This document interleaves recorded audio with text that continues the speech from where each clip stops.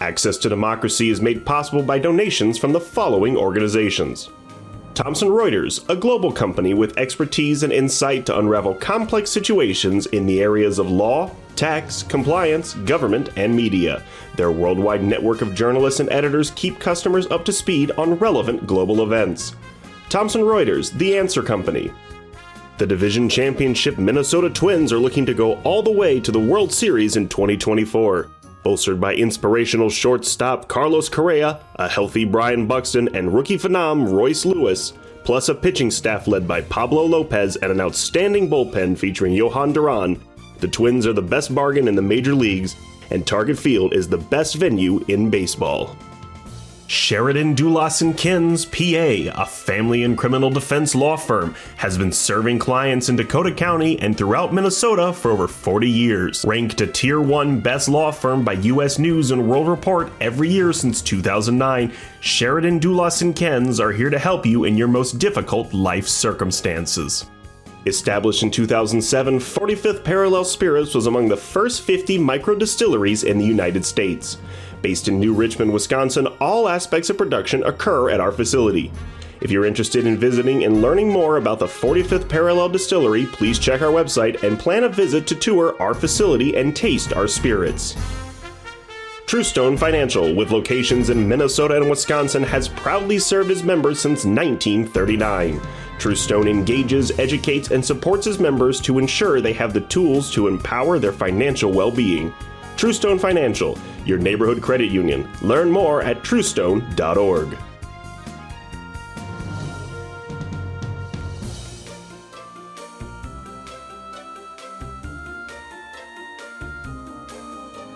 Hello, I'm SFrancisco. Welcome to Access to Democracy.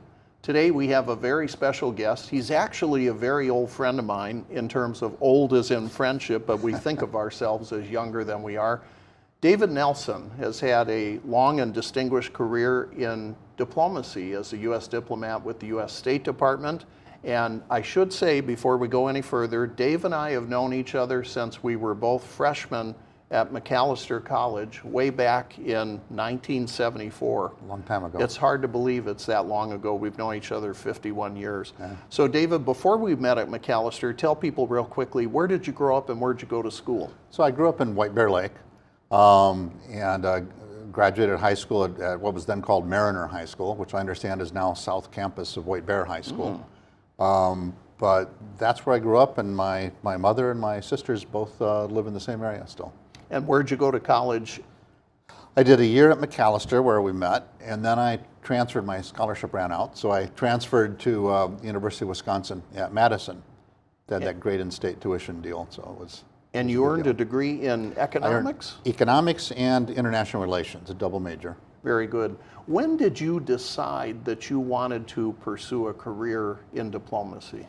So it kind of came about by accident. I always knew that I wanted to be involved in, I love economic issues and I like international things, but I had never heard of diplomacy or the Foreign Service or anything like that when I was young. I thought I would become an international businessman or something like that. But in my senior year, I was taking exams for graduate school, law school, whatever.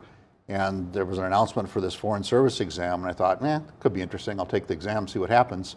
I took it, and somehow I passed, and I thought, well, do that for a while. I thought I would just do it briefly and then switch back to business, but I ended up enjoying it so much, I just stayed for 31 years. Very interesting. So during your career with the State Department, how many different embassies and consulates did you serve in? And tell us what some of those were. Well, I had 7 overseas assignments. I had about a third of my career was in Latin America, about a third of it was in Europe, and about a third in Washington at the Home Office. And at the Home Office, it was mainly focused on economic issues. Overseas, I was in Mexico, I was in Uruguay, I was in Ecuador, and in Europe, I was in Germany and in Spain.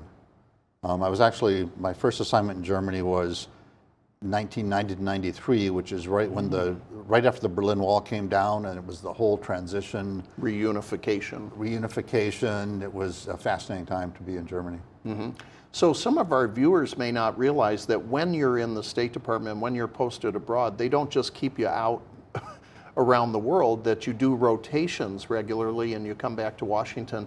Say a little bit more about that, because you had some experience working on economic policy issues in the State Department in Washington with people like Secretary of State Condoleeza Rice, former Secretary of State Hillary Clinton. What types of issues did you work on there? So, well, first of all, the idea of transferring people every few years is in part to ensure that we don't go native, that we maintain our perspective as representing Connections to the home. Connections to the home. Secretary Schultz, who I think was one of the greatest secretaries of state we've had, George Shultz, used to have a habit when a new ambassador would come in to see him, and Schultz would take out a globe and tell the ambassador, "Show me your country on the globe." And the guy would look for, Kenya or Africa or wherever it was, and Schultz would say no. He'd point to the United States and say, "That's your country." Very interesting. Yeah, and George Shultz, as you mentioned, Secretary of State under President Reagan, I believe, right? He was Ronald under Reagan. He was under Reagan or George Bush. Yeah, I think it was Reagan first, Reagan, and then that's later right. President George H.W. I had the privilege of working while he was secretary. I worked. Colin Powell was also a super outstanding former chief of staff of the Army, former National Security Advisor. Absolutely outstanding manager of people as well as practitioner of foreign affairs. Condoleeza Rice succeeded him. She was great. I worked for her actually in the National Security Council at the White House while she was there, and then when she came to the State Department, I was at the State Department, and she was very good as well. I mean, just a very calm, deliberate person, and very well connected to and trusted by the president. So that's very important at the time. And then Secretary Clinton, so back to your question about what I did, in the Economic Bureau, I was mainly in the Economic Bureau of the State Department. And there, our job is, as it is in every job, is to promote the prosperity and security of Americans. And that's what I always considered my mission, was to promote the prosperity and security of Americans in a variety of roles.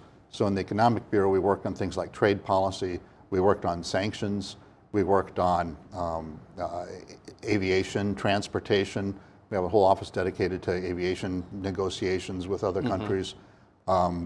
We worked on energy policy, so a set of issues like that, and I kind of rose up and global economic issues. Actually, a very broad portfolio. It's very broad. Economic issues, but on lots of different subjects. Lots of different subjects, and for almost every one of those subjects, there's another agency of the U.S. government that specializes in it, but the Foreign Affairs, the State Department, brings it all together and analyzes the issues from the foreign affairs point of view. So how does this impact our international relations? How can we line up our partners abroad to work with us on whatever our objective is? Right. I wanted to ask you, Dave, what was your impression of Secretary of State Hillary Clinton?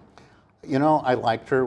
So when she had been First Lady, she had been a U.S. Senator from New York, right, and then was appointed by President Obama, right, to be Secretary of State. Yeah, even though she was kind of viewed as a bit of his competitor in the primaries. She was, right. Yeah, 2008. Right, but she came in, and she was actually very well prepared for the job.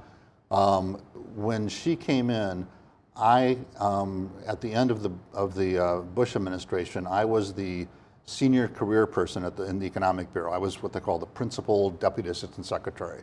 So I was the top career person there on economic issues.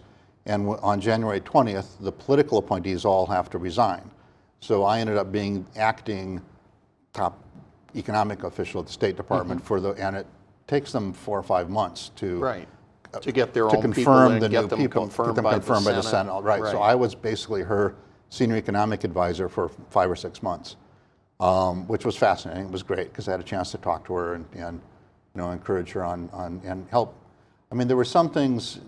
She and her team, the political team, came in very idealistic and very focused on issues they wanted to address in foreign affairs. They were very concerned, for example, about hunger in the world, global hunger. So we created a working group that I was part of that was focused on designing a new method to help countries address famine and to reduce the possibilities of famine.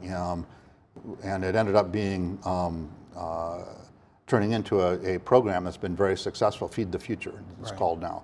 And that ended up being one of the more successful AID programs, I think. And as I recall, Secretary Clinton, too, and also when she was First Lady, a big proponent about human rights issues, particularly human rights for women around the world. She was very focused on that, and an advocate for that, which is great. She did come to me one time and comment after she'd been in the job for 3 or 4 months and comment that, she said, every time I meet with a foreign counterpart from a developing country, she said, my talking points are all about human rights, democracy, women's rights.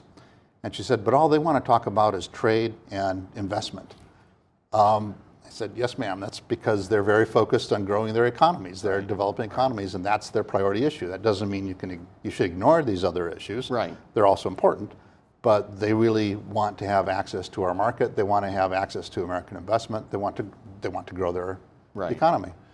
Tell our viewers, your career sort of reached a culmination in your appointment as U.S. Ambassador to Uruguay. Tell our viewers how that came about. Well, when the career people, when her choices for the political positions of Undersecretary of Economic Affairs were finally confirmed by the Senate, she had her Chief of Staff come to me and say, okay, what do you want to do now? Do you want to go back to being the principal deputy assistant? And my reaction was kind of been there, done that. I liked the people that they were bringing in. That wasn't the issue, but frankly, I'd been in long enough I could retire and thought maybe now's the time to go to the private sector. But I said, and also my wife was very tired of traveling abroad. She was kind of fed up with moving every few years. And I said, but there was one post that we did early in our career when we were first married actually, which was Uruguay, and I see that ambassadorship is now open. So I think that would be the one job I would do, otherwise I'll retire. That's not the normal way ambassadorships are decided. Right. But she said, I'll see what I can do, and a couple of weeks later, I was actually in Germany, I think, Germany or Italy, doing my acting undersecretary job of this was a G8 meeting, I believe, or G20. And I got a call from her, and she said, okay, you got it. That she had talked to President Obama, he agreed? She had talked to the secretary. Yeah. And the president had already agreed that Uruguay could go to a career person. Because usually the White House decides, here's the ones we want to be political, here's the ones we give to the career. And when you say political, I think some of our viewers may understand this. The plum assignments in our embassies abroad, they're often going to people that were very prominent donors to the winning candidate's campaign. I mean, that's a political appointment.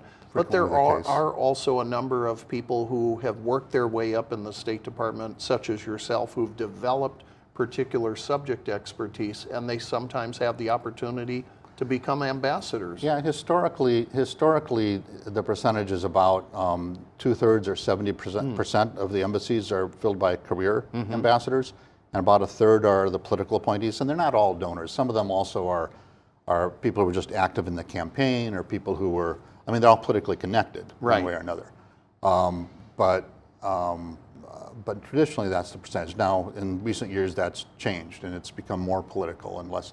And the posts where the political appointees go tend to be the Paris, London, the big ones, Tokyo, the comfortable places that Sydney, Australia. You don't get very many $1 million campaign donors going to Uganda.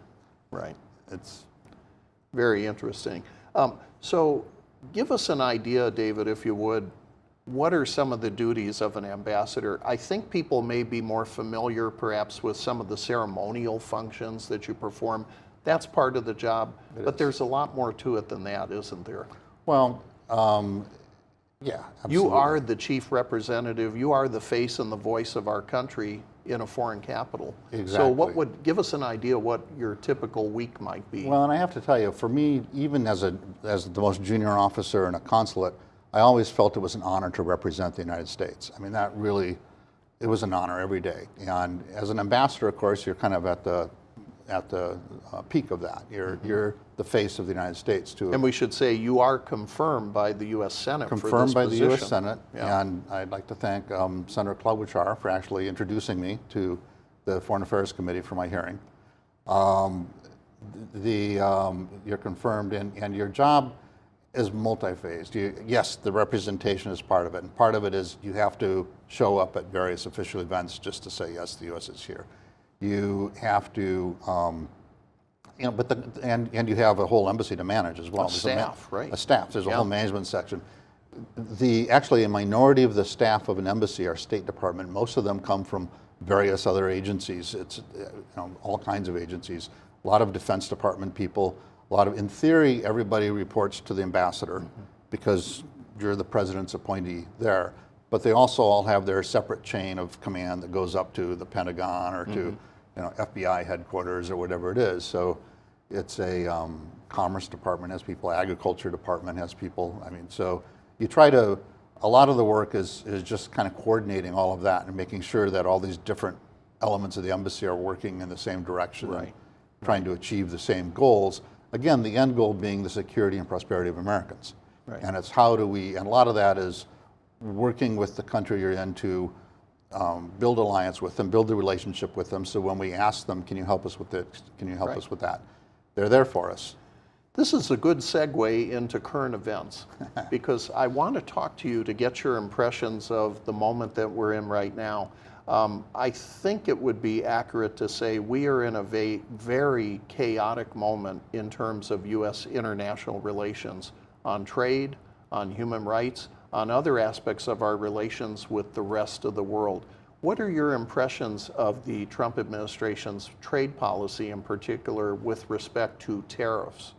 Tell our viewers, what is a tariff? What does that mean to impose a tariff? Right, so a tariff, precisely what it is when let's say that I'm importing a car or a piece of furniture or a computer from whatever other country it is. When I bring it to the border of the U.S., the Customs and Border Protection Agency looks at it, identifies the product, and tells me, okay, the tariff on that car is X percent, X $1,000. And I, as the importer, pay that to Customs. So it's a tax on the person, whoever is doing the importation is paying that tax. So it is not, for example, a tariff on China or on Canada. The government of the country exporting the product, they're not paying a tariff at all. They're not paying anything. It is the importer. And do the importers absorb that cost, or they pass it on to consumers? See, that depends a lot. It depends on how much room they have to, how much demand there is in the market. Most of the time, they'll pass on the cost to the consumers. Prices will go up for consumers, and it's not just the import. So, for example, you used to work in the steel industry. Right. Steel industry has been a big supporter of tariffs in a lot of cases. Historically, right. Historically, you and I have had debates about that in the past. When the U.S. puts 25% tariffs on steel, then that means everybody importing steel has to pay 25% on top of the import cost. But what happens then is the domestic steel companies all say, oh, so we can raise our price up to by 24% and still be slightly ahead. So it's not only that the cost of the imports goes up, but the cost of the domestically produced equivalent also goes up. And the consumer gets hit. So this idea that tariffs are somehow a magic solution to bringing the industrial base back to America or lowering costs for consumers, you're actually suggesting it does quite the opposite with respect to costs. And studies have shown, academic studies, Peterson Institute has done some good studies on their well-respected Washington academic think tank. They've analyzed the steel tariffs specifically from Trump's first term and determined that rather than creating jobs in the U.S., more than 70,000 U.S. jobs were lost because of the steel tariffs. Because what happens is the U.S. companies that make things out of steel have to pay a higher cost for what they're importing. You see it on TV lately, actually. I've seen it on the news, various companies small companies that import things and that involve big steel. Companies, the auto industry, very alarmed by what they see happening because obviously steel is a major component still in automobiles. And aluminum. And aluminum. Exactly. Yeah, both of those materials. Right. Yeah. So they'll probably lose jobs in their industry because of that. I want to ask you more particularly, do you agree with those who are saying now that we are actually in the middle of a global trade war? What started out as tariff disputes between the Trump administration and Canada and Mexico is now blossoming into a broader global trade war that involves the EU, China, and potentially any other country that the administration wants to have a dispute with? Well, all right, so let's be clear here. When President Trump was running for election, he called himself the tariff man. I mean, he loves tariffs. He thinks they're the tool to address everything. The reality is China is a big problem. China produces something like 45% of global product and only consumes about less than 20%. They're producing far more than they can consume. They are not functioning like a market economy. Companies in China are able to sell products at a loss for years and years because the government props them up. Right. And the Chinese population is consuming way below the level that a country with that income level should be consuming. So they're not absorbing it domestically, they push it all abroad. So the idea that we need to address the trade problem with China, I think, is correct. And tariffs could play a role in that. The problem is, to do that effectively, we need to do it with our alliances. We need to do it with our partners. And the EU, Canada, Mexico, other countries. Exactly. We need to work with, frankly, I thought one of the biggest mistakes the U.S. has made in the last 15 years or so was withdrawing from TPP, the Trans-Pacific Partnership, which was a trade agreement with the U.S., Canada, Mexico, and about 10 other countries in Asia, specifically designed to address the China challenge. Right. Because all of those countries are concerned about China overwhelming their industries. We have a free trade agreement that was actually negotiated by the first Donald Trump administration. Right. In 2017, 2018, between Canada, the U.S., and Mexico. Yep. And President Trump has said recently, this is the worst agreement that was ever negotiated. He even was on an interview where he said, who negotiated this? And somebody said, you did, Mr. President.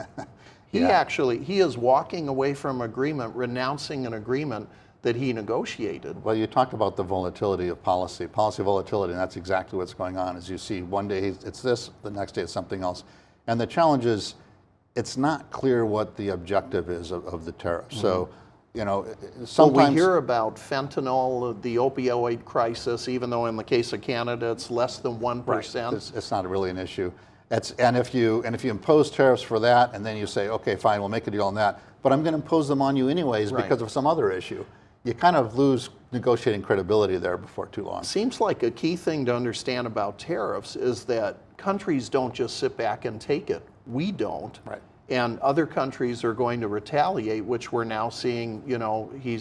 Trump is talking about tariffs on European cheese and alcohol coming in. Well, the European Union is not going to sit still for that. One of the challenges, and to your earlier comment, we are in a trade war. And unfortunately, we're in a trade war with our closest friends and allies, and it's undermining our what's called soft power, and it's unfortunate. It's distressing. It's going to have long-term impact. But you're right. No country can just sit back and say, yes, beat me up. I'll take it some more. Even though, yes, it's the U.S. consumer paying for the tariffs, but it affects the exports of the country involved. So they have so Canada will lose jobs in their steel industry because Americans are But we're going to get hurt too. And we'll get hurt too. Consumers are going to get hurt. Exactly. So the sad thing about a trade war is it involves everybody involved is shooting themselves in the foot. So you say, okay, you're going to shoot yourself in the foot with high tariffs. Well, I'm going to up you one and shoot myself in both feet with tariffs. And now we're both hurting. So, do you really want to pay 200% higher tariffs on French wine? Not that you drink a lot of French wine, but if you did, that's... I want to ask you, you used this term soft power just a moment ago, and that's a good segue to my question about the Trump administration's dismissal of most of the staff at the U.S. Agency for International Development. Here's a program, USAID, that I believe was created in 1961 under the Kennedy administration, Exactly. and it was meant to improve our relations with the developing world. But it was about a lot more than that too, wasn't it? Particularly food aid to help feed starving people.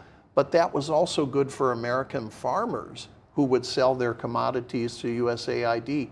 What are your thoughts about what is happening to America's soft power in the world? Yeah, no, that's humanitarian right. aid.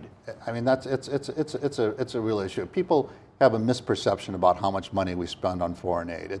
They think it's some huge percentage of the federal When budget. I worked in Congress, we get letters saying, stop spending 30% of the federal budget on foreign aid. How much is it that's in the federal budget? Less than 1%. It's a small percentage of our budget that we spend on foreign aid. Now that said, USAID, like any other federal agency, I'm sure there are things could be improved. Right. There probably is money being spent on lower priority objectives that could be fixed. And most administrations, as I mentioned with Secretary Clinton, when we first came in, we did a review of what is our aid missions around the world. What should we focus on to use the dollars more effectively that we're using? And that makes sense. I think that. And nobody would argue that there's never any waste, fraud, or abuse. But it seems a very peculiar thing that if your real concern was eliminating real waste, fraud, and abuse, then why did Trump fire 19 inspectors general whose job is to identify waste, fraud, and abuse? Well, and the system seems to be blow everything up, fire everybody, and then whenever you hear squeals about, oh my gosh, we really need those air traffic controllers, you hire them back again. So it's again this volatility of policy that Right. is scaring the markets and confusing everybody else.